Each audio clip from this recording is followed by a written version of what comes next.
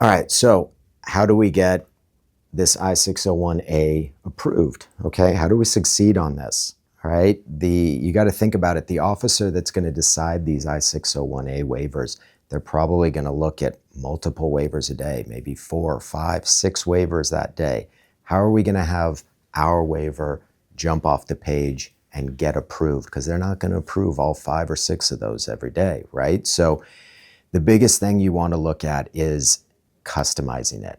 All right. This waiver has to be customized to you, your family, your qualifying relatives and loved ones that are going to suffer. If you have several kids together with your spouse, we want to talk about how are these kids doing in school. If they're doing good in school, then we want to point that out. Look, so-and-so made honor roll. So-and-so got a certificate of achievement.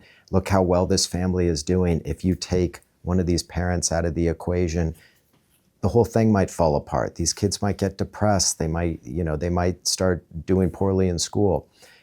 If the kids aren't doing well in school, if they're struggling with something, if they're getting in trouble, if they have, learning disabilities or something like that, we absolutely want to focus on that as well. That, look, we need both these parents to try and get this child through this difficult spot. So, you can use almost anything to argue hardship. At the end of the day, if one of these parents is forced to live in their home country for the next 10 years, it's going to be a hardship on that family. So it's just a matter of explaining that and convincing the officer. But the only way you do that is by customizing your 601A waiver.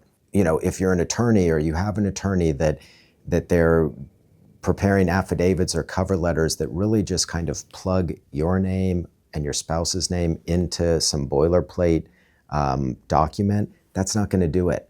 Saying things like, oh, well, I'd really miss my spouse, or, I really love my spouse and he's a really good person, that's not enough. We need to really let this officer understand what's going on with your family and really sell it, because you're never going to get interviewed by this officer. Okay, they're only going to base their approval or denial on what's on that paper. So your case better be more convincing than the other 3 or 4 or 5 that they're looking at that day. Hopefully that's helpful in giving you an idea of how these work and what our approach is to them. If an I-601A waiver is something you're considering, reach out to us. I'll sit down with you. We'll talk about what we would need to do and what our chances of success would be like. Take care.